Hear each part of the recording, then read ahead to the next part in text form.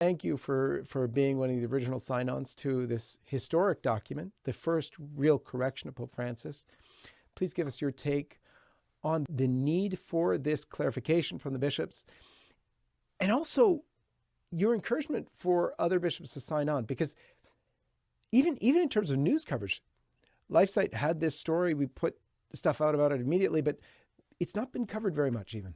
Do you remember when Cor de Leon, great Archbishop out in San Francisco, actually first came out with that, and there were 17 additional bishops who kind of supported him publicly, which meant that there were 272 bishops who knowingly, intentionally, and purposefully did not support him.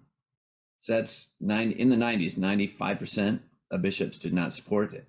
So similarly, I don't expect that same percentage, roughly 95% of the bishops of the United States, to follow the lead of these good and holy bishops to clarify, as to use your word, to clarify the truth, the deposit of faith. What I expect them to do is, I think they're totally in bed with Bergoglio.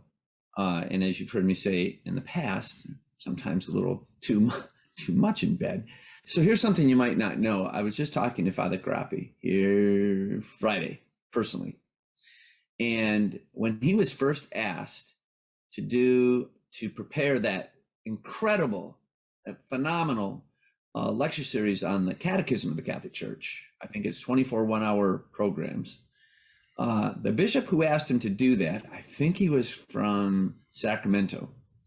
And I remember hearing from him that Cardinal Ratzinger, then head of the CDF, had called him to encourage him to grant that bishop's request to prepare this series so that people could know the truth of the Catholic Church, because just like Bishop Callahan said to me, the bishops have failed to teach it for the last 50 years.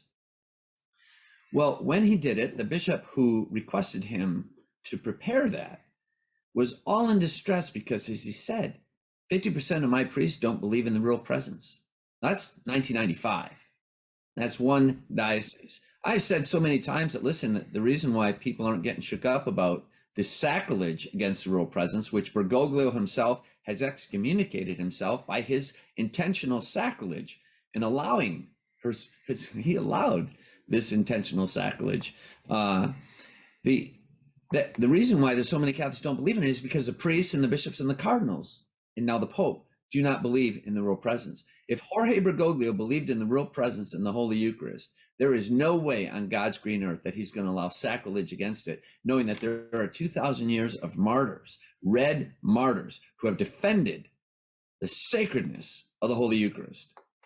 Put that 2,000 years of martyrs, of blood martyrs, up against Jorge Bergoglio, who unilaterally and singularly has led the charge in his white cassock to desacralize the glory of the body, blood, soul, and divinity of Jesus Christ.